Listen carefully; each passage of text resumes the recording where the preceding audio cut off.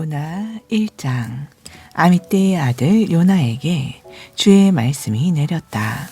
너는 일어나 저 큰 성읍 니누에로 가서 그 성읍의 멸망을 선포하여라. 그곳 사람들의 죄악이 내 앞에까지 이르렀다. 그러나 요나는 주의 명령을 거역하고 주의 낯을 피하여 다시스로 달아나려고 일어나 욥바로 내려갔다. 욥바에 이르니 마침 다시스로 떠나는 배가 있었다. 그래서 요나는 주의 낯을 피하여 멀리 다시스로 도망가려고 뱃삭을 지불하고 배에 올랐다. 그때에 주께서 바람에 큰 바람을 보내시니 바다 가운데 거센 폭풍이 일었고 그 폭풍으로 인해 배가 거의 부서질 지경에 이르렀다. 뱃사람들은 모두 겁에 질려 저마다 자기들의 신을 향해 부르짖었고 또한 배를 가볍게 하려고 배에 실었던 짐들을 바다에 내던졌다. 그러나 이때 요나는 배의 밑층으로 내려가 누워있다가 깊이 잠들어 있었다. 마침 선장이 그런 요나를 발견하고는 그에게 다가와 그를 깨우며 크게 소리쳤다. 일어나시오. 이런 판국에 어떻게 잠을 잘 수 있단 말이오. 어서 일어나 당신의 신에게 도움을 구하시오. 혹시 그 신이 우리를 생각해 준다면 우리가 죽지 않을 수도 있지 않겠소. 그러는 중에 뱃사람이 서로 말했다. 자, 모두 모여 제비 뽑기를 합시다. 그래서 누구 때문에 이런 재앙이 우리에게 닥쳤는지 알아봅시다. 그들이 즉시 제비를 뽑으니 그 제비가 요나에게 떨어졌다. 그러자 뱃사람이 요나에게 물었다. 자, 말해 보시오. 무슨 이유로 이 같은 재앙이 우리에게 닥친 것이오? 당신은 무슨 일을 하는 사람이며 어디서 오는 길이오? 당신은 또 어느 나라 사람이고 어느 민족이요? 요나가 대답했다. 나는 히브리 사람입니다. 나는 또 바다와 육지를 지으신 하늘의 주 하나님을 섬기는 사람입니다. 그리하여 요나는 자기가 지금 주의 낯을 피하여 도망치고 있는 중이라는 사실을 그들에게 말했다. 이 말을 듣고 뱃사람들은 크게 두려워하며 말했다. 당신은 어쩌자고 그런 짓을 하였소? 바다의 폭풍이 더욱 거세지고 거칠어졌다. 뱃사람들이 요나에게 물었다. 저 바다를 진정시켜 잔잔해지게 하려면 우리가 그대에게 어떻게 해야 하겠소? 요나가 그들에게 대답했다. 나를 들어서 저 바다 속에 던지시오. 그러면 저 바다가 잔잔해질 것이오. 여러분이 이처럼 거센 폭풍을 만나게 된 것은 나 때문인 줄을 내가 잘 알고 있어. 그래도 뱃사람들은 배를 육지에 대어 보려고 있는 힘을 다해 힘껏 노를 저었지만 그럴 수가 없었다.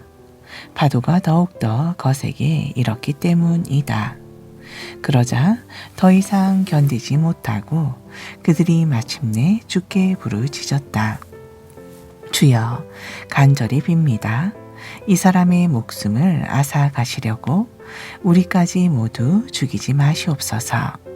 주께서는 주의 뜻대로 행하시는 분이니 우리가 죄 없는 사람을 죽였다고 우리에게 책임을 지우지 마시옵소서. 그러고 나서 그들은 요나를 들어 바다에 던졌다. 그러자 거센 풍랑이 일던 바다가 즉시 잔잔해졌다.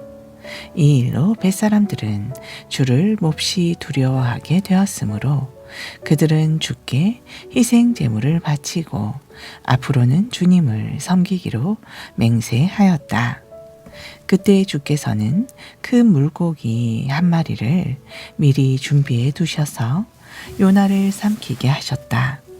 요나는 사흘 밤낮을 그 물고기 뱃속에 있었다. 2장.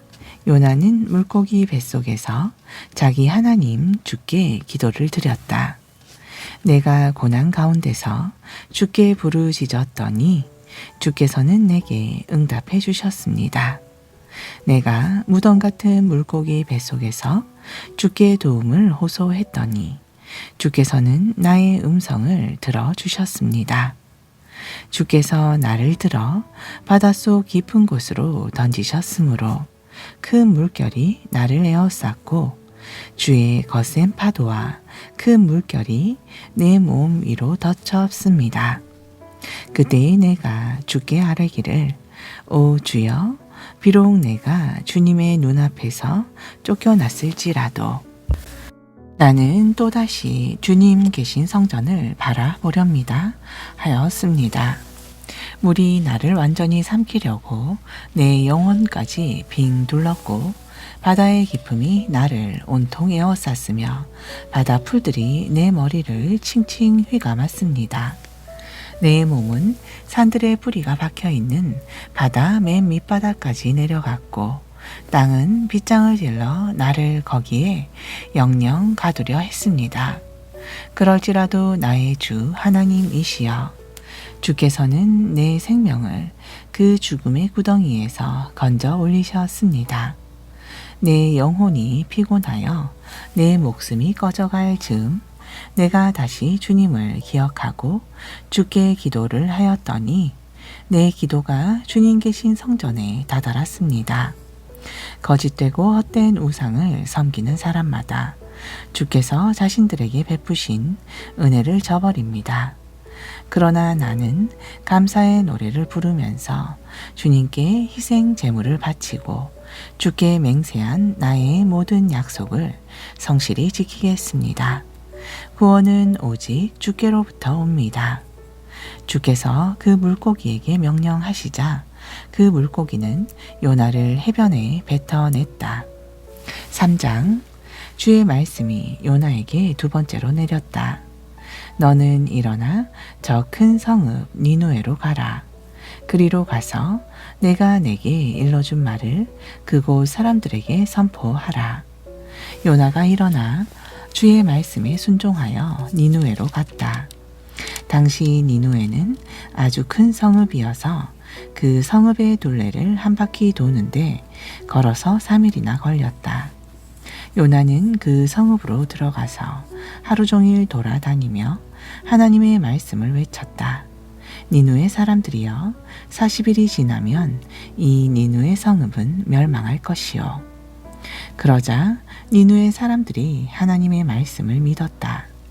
그들은 금식을 선포하고 그들 가운데 가장 높은 사람에서부터 가장 낮은 사람에 이르기까지 모두 굵은 베옷을 입었다. 이 같은 소식이 니느웨 왕에게 알려지니 니느웨 왕도 자기 보좌에서 일어나 왕의 예복을 벗고 굵은 베옷을 입은 다음 잿더미 위에 앉았다. 그런뒤 니느웨 왕은 자신과 대신들의 이름으로 니느웨 온 성읍에 칙령을 발표했다. 사람이든 짐승이든 소떼든 양떼든 아무도 일체의 음식을 먹어서는 안 되고 물조차 마셔도 안 된다. 사람이든 짐승이든 모두 굵은 베옷을 입고 내어달라고 힘껏 주님께 부르짖어야 한다. 그리고 이제는 저마다 악한 길에서 돌이키고 폭력에서 손을 떼야 한다.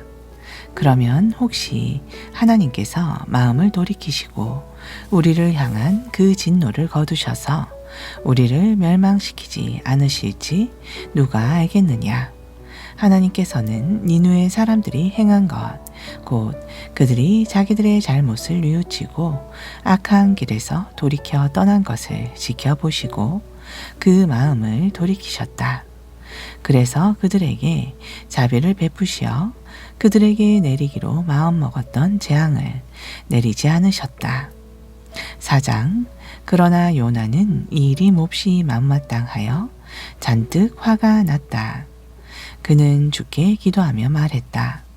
주여, 내가 고국 이스라엘 땅에 있을 때 일이 이렇게 될 것이라고 이미 말씀드리지 않았습니까? 내가 서둘러 다시스로 도망치려고 했던 것도 바로 이런 이유 때문입니다. 참으로 주님은 은혜로우시고 자비로우시며 노하기를 더디하시고 사랑을 한없이 크신 분이므로 되도록 뜻을 돌이키시어 재앙을 내리지 않으려 하시는 하나님이신 줄을 내가 잘 알고 있었습니다. 주여, 이제는 제발 내 목숨을 거두어 주십시오. 내가 사는 것보다 차라리 죽는 것이 낫겠습니다. 그러자 주께서 말씀하셨다. 요나야, 내가 화를 내는 것이 과연 옳으냐? 요나는 성읍 밖으로 나가서 그 성읍 동쪽에 자리 잡고 앉았다. 그리고 그는 거기에 초막을 짓고 그 그늘 아래 앉아서 그 성읍에 무슨 일이 일어나는가를 보려고 기다렸다. 초막이 시들어 그늘이 없어지자 주 하나님께서는 요나를 위해 박넝쿨을 준비하셨고 그 박넝쿨로 요나의 초막 위로 자라나게 하시어 요나의 머리 위에 시원한 그늘이 지게 하셨다. 그래서 요나는 뜨겁게 내리쬐는 땡볕의 괴로움에서 벗어나게 되었으므로 이 박넝쿨 때문에 요나는 몹시 기뻐했고 기분이 아주 좋았다. 그러나 다음날 새벽 무렵 하나님께서는 벌레 한 마리를 준비하셨고 그 벌레로 박넝쿨을 모조리 갉아먹게 하시니 초막 위에 박넝쿨이 그만 시들어 죽고 말았다. 얼마 후 햇빛이 내리쬐을 때 하나님께서는 뜨거운 동풍을 준비하셨다. 뜨거운 동풍이 불어오는 데다 땡볕까지 요나의 머리에 쨍쨍 내리쬐자 요나는 그만 기력을 잃고 쓰러졌다. 그래서 그는 차라리 죽고 싶은 심정으로 말했다. 주여, 내가 사는 것보다 차라리 죽는 것이 더 낫겠습니다. 그러자 하나님께서 요나에게 말씀하셨다. 요나야, 내가 저 박넝쿨 한 포기 때문에 화를 내는 것이 과연 옳으냐? 요나가 대답했다. 예, 옳습니다. 죽고 싶을 만큼 화가 납니다. 그러자 주께서 말씀하셨다. 요나야, 보다시피 너는 내 스스로 수고도 하지 않았고 내가 키우지도 않았으며 다만 하룻밤 사이에 생겨났다가 하룻밤 사이에 죽어버린 저 박넝쿨 한 포기조차도 그토록 아끼고 아까워했다. 그러니 너는 생각해보라. 하물며 이 큰 성읍 니누에 곧 옳고 그름을 구별할 줄도 모르는 사람들이 무려 12만 명이나 있고 또한 가축들도 수없이 많은 이 큰 성읍 니누에를 내가 아끼고 아까워하는 것이 어찌 옳지 않느냐. 아멘. 전서 야고보서 1장 19절. 사랑하는 나의 형제들이여, 이것을 마음에 새겨 두십시오. 즉 사람마다 듣기는 빨리 하고 말하기는 더디하며 노하기도 천천히 하십시오. 사람이 성내는 것은 절대로 하나님의 의를 이루지 못하기 때문입니다. 그러므로 모든 더러운 것들과 넘치는 악들을 다 던져버리고 여러분 안에 심겨있는 말씀을 겸허하게 따르도록 하십시오. 그 말씀에는 여러분의 영혼을 능히 구원할 수 있는 능력이 있습니다. 여러분은 말씀을 들을 뿐만 아니라 들은 대로 실천하는 사람들이 되십시오. 실천하지 않고 그저 듣기만 하여 자신을 속이는 사람이 되지 마십시오.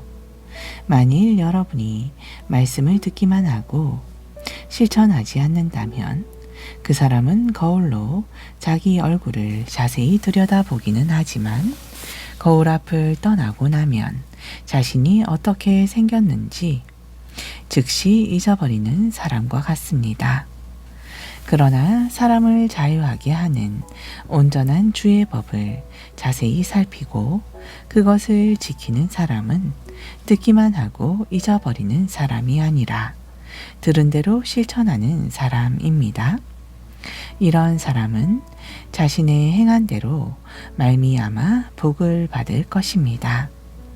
만일 누구든지 자신을 견고한 성도라고 내세우면서도 혀를 다스리지 않고 함부로 말을 내뱉으면 그 사람은 스스로를 속이는 자로서 그런 신앙생활은 아무런 가치가 없습니다. 하나님 아버지께서 보시기에 순수하고 흠이 없는 경건한 신앙은 의지할 데 없는 고아와 과부를 잘 살펴주는 것이고 또한 삼가 자신을 지켜 타락한 세상 풍조에 물들지 않게 하는 것입니다. 2장 나의 형제들이여 여러분은 영광의 우리 주 예수 그리스도를 믿는 신앙인으로서 사람을 외모로 판별해서 차별해서는 안 됩니다. 이를테면 만일 여러분의 회당에 값비싼 옷을 입고 금반지를 낀 어떤 사람과 람노한 옷을 걸친 어떤 가난한 사람이 함께 들어왔다고 합시다. 그런 상황에서 만일 여러분이 값비싼 옷을 입은 그 사람에게는 특별한 관심과 호의를 나타내면서 여기 좋은 자리에 앉으십시오 라고 친절하게 말하고 반면에 람노한 옷을 걸친 가난한 사람에게는 당신은 거기에 서 있든지 내 발판 밑에 앉든지 하시오 라고 퉁명스럽게 말한다면 바로 여러분이 악한 마음을 품고 외모로 사람을 판단하여 차별한 것이 아니고 무엇이겠습니까? 나의 사랑하는 형제들이여 내 말을 잘 들으십시오. 하나님께서는 세상의 가난한 사람들을 택하셔서 믿음에 부요한 사람이 되게 하시고 나아가 자신을 사랑하는 그 사람들에게 약속하신 그대로 하늘나라를 유업으로 물려주신 것이 아닙니까? 그런데도 여러분은 그런 가난한 사람들을 업신 여긴 것입니다. 잘 생각해 보십시오. 여러분을 학대하는 자들은 부자들이 아닙니까? 또한 여러분을 재판정으로 끌고 가는 자들도 역시 부자들이 아닙니까? 뿐만 아니라 주 예수를 믿음으로써 여러분에게 주어진 고귀한 이름을 비방하는 자들도 역시 부자들이 아니고 누구란 말입니까? 여러분이 성경 말씀에 따라 내 이웃을 내 몸같이 사랑하라는 으뜸가는 율법을 지킨다면 여러분은 정말 잘하고 있는 것입니다. 그러나 만일 여러분이 외모를 보고 사람을 차별한다면 여러분은 죄를 짓는 것이고 따라서 율법은 여러분을 범법자로 판정할 것입니다. 누구든지 율법 전체를 다 지키다가도 그중 한 가지만 어기게 되면 율법 전체를 어긴 셈이 되기 때문입니다. 간음하지 말라 하고 말씀하신 하나님께서는 또한 살인하지 말라고도 말씀하셨습니다. 그렇기 때문에 비록 간음을 하지 않았더라도 살인을 했다면 그 사람은 율법 전체를 어긴 사람이 되는 것입니다. 장차 여러분은 우리에게 자유를 가져다 주는 주의 법에 따라 심판을 받게 된다는 것을 명심하고 그런 각오로 말하고 또 행동하도록 하십시오. 그날에 자비를 베풀지 않은 사람들에게는 자비 없는 심판이 있을 것입니다. 참으로 자비는 심판을 이깁니다. 나의 형제들이여 누가 믿음이 있다고 말하면서도 행함이 없으면 그 믿음이 무슨 소용이 있겠습니까? 그런 믿음으로 어떻게 구원을 받을 수 있겠습니까? 여러분 가운데 어떤 형제나 자매가 헐벗은 데다 그날 먹을 식량조차 없는데 그런 사람에게 다가가서 말하기를 평안히 가서 몸을 따뜻하게 하고 배불리 먹도록 하십시오 하면서 실제로 몸에 필요한 것들을 주지 않는다면 그런 말이 도대체 무슨 소용이 있겠습니까? 이와 같이 믿음의 행함이 따르지 않는다면 그 믿음은 죽은 것입니다. 그러나 혹 어떤 사람은 이렇게 당당히 말할 수 있습니다. 당신에게는 믿음이 있지만 나에게는 행함이 있소. 자, 행함이 없는 당신의 믿음이란 것을 보여주시오. 그러면 나는 행함으로 나의 믿음을 당신에게 보여주겠소. 여러분은 하나님께서 한 분이심을 믿습니다. 좋습니다. 그런데 귀신들도 그렇게 믿고 두려워 떱니다. 아, 참으로 어리석은 사람이여. 행함이 없는 믿음은 정녕 아무 소용이 없다는 것을 모르십니까? 우리 조상 아브라함을 보십시오. 그는 하나님의 말씀에 순종하여 자기 외아들 이삭을 제단에 바치는 행함으로써 말미암아 의롭다고 인정받지 않았습니까?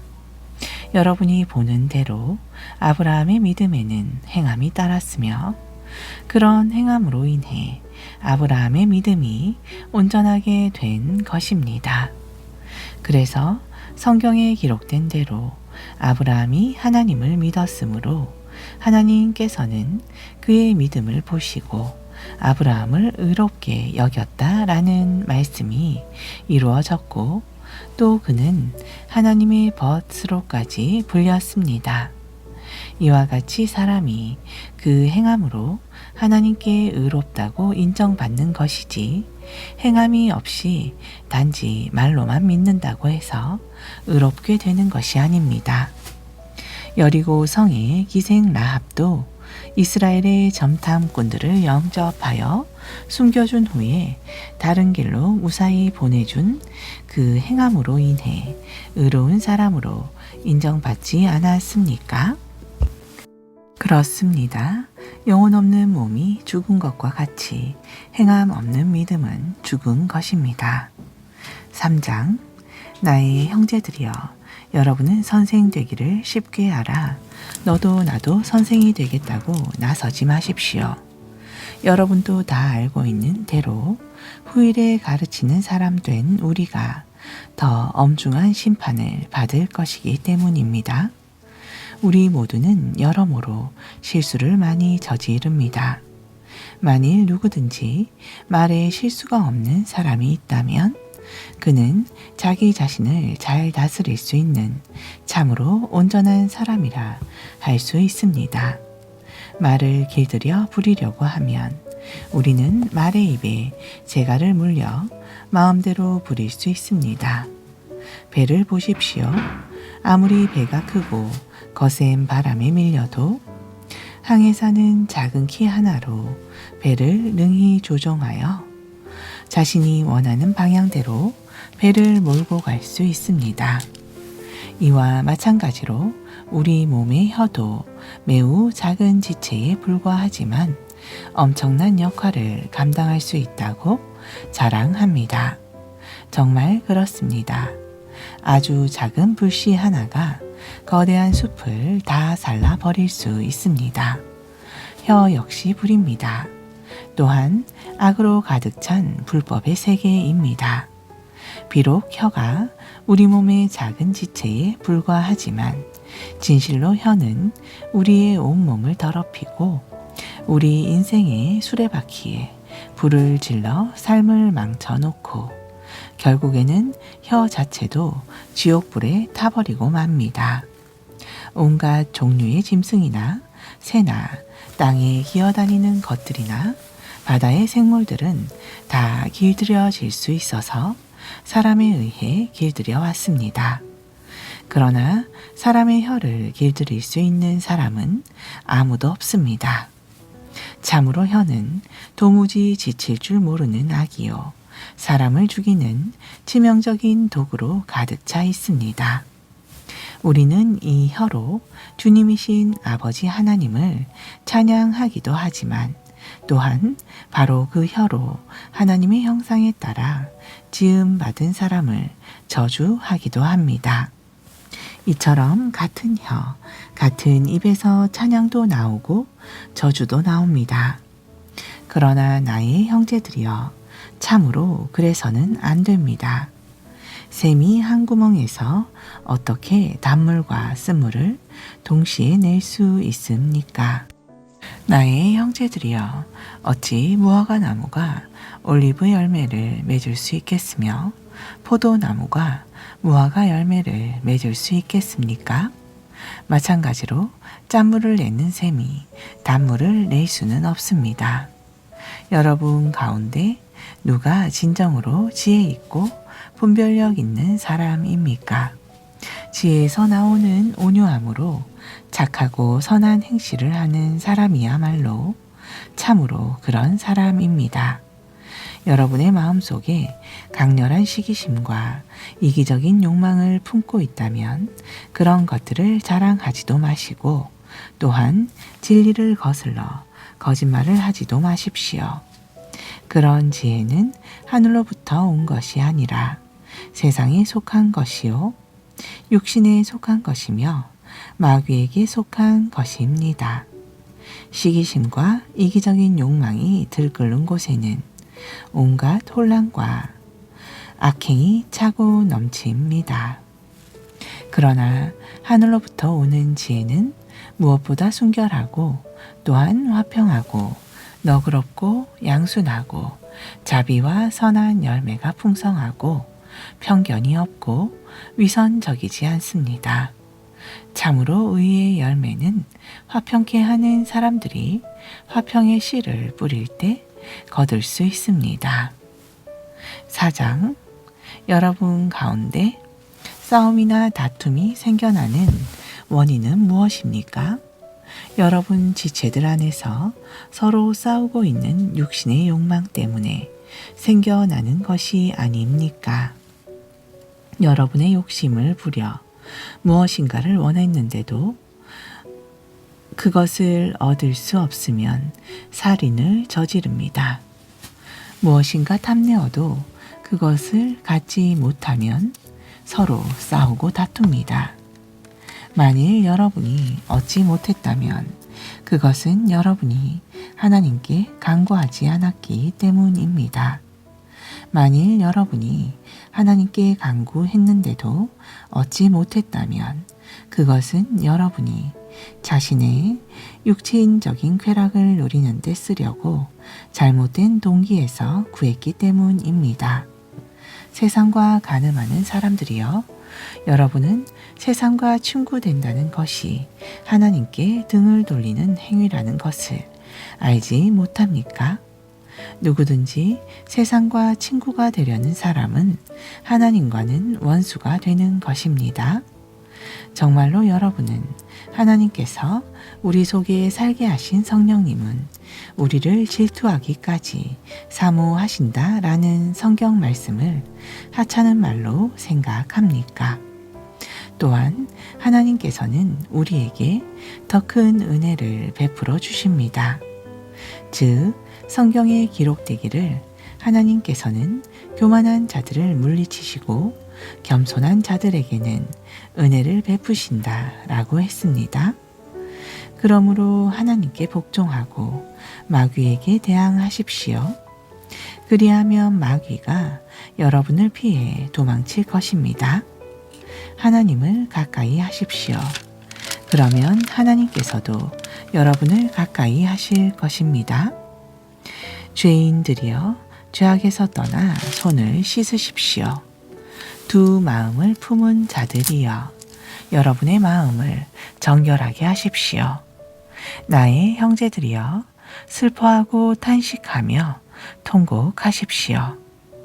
여러분의 웃음을 통곡으로, 여러분의 기쁨을 근심으로 바꾸십시오. 주님 앞에서 자신을 낮추십시오. 그러면 주님께서 여러분을 높여 주실 것입니다. 형제들이여, 서로 비방하지 마십시오. 형제를 비방하거나 판단하는 사람은 곧 율법을 비방하고 율법을 판단하는 사람입니다.